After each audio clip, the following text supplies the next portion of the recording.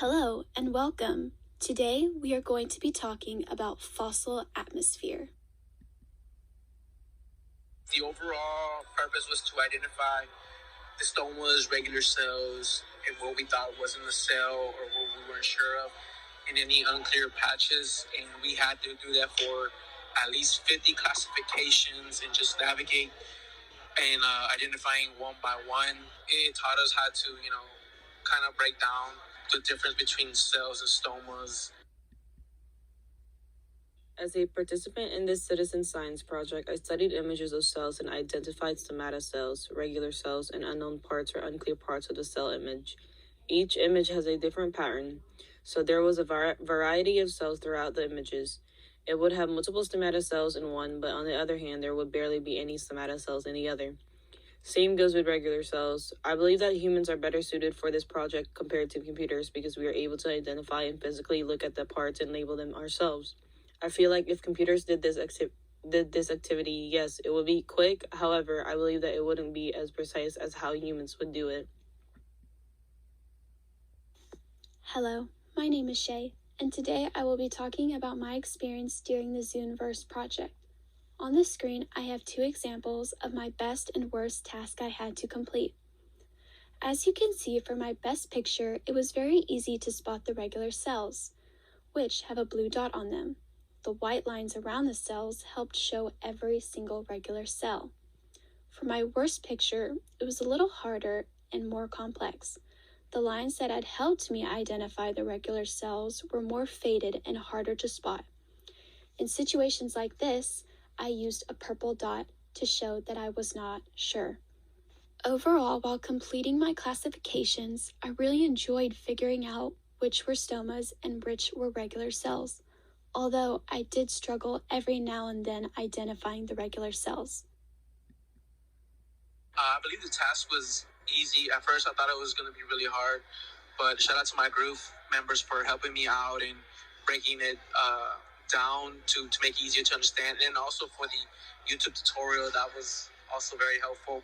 The task was interesting because it gave me a glimpse of how scientists do their research and what they look for whenever they're identifying something. I enjoyed it. Again, it gave us a little glimpse of what scientists break down. Did I encounter anything surprising or confusing?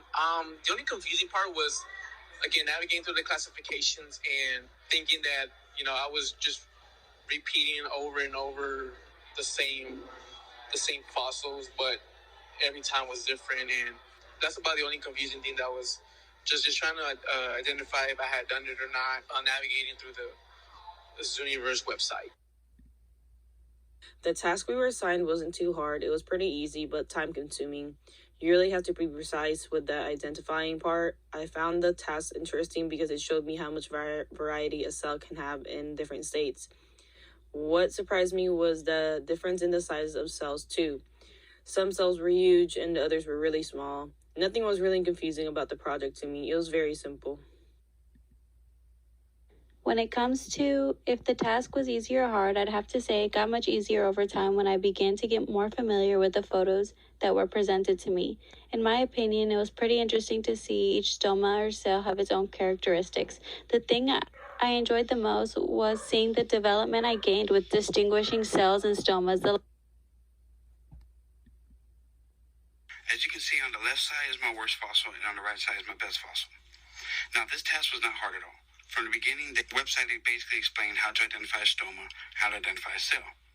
Now, it was interesting to me because I actually got to see an enhanced version of a fossil. I always wondered what they look like, enhanced, Now, the thing I enjoyed most about it is learning that, of course, each fossil is different, basically like a snowflake.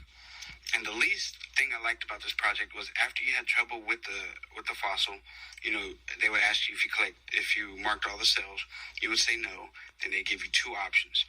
Now, they wouldn't really explain in depth how to identify the problems. Now, there was really nothing surprising about this project, but the thing that was confusing was, as you can see on the worst one, I had a lot of smooth surfaces. I couldn't really identify them, and I had some that were like that too. And as you can see around the stomas, there's little black holes around them. Now, I didn't know how to correctly identify these either, so I just marked them as unknown. But other than that, this project was pretty straightforward. My participation to the Citizen Science Project helped advance scientific knowledge because I was able to be a part of analyzing the data they presented. I was able to give my interpretation of what I gathered from the pictures presented and identified if they were either stomas or cells. With me doing that, it could give researchers another view in the event that something was missed or overlooked with previous studies.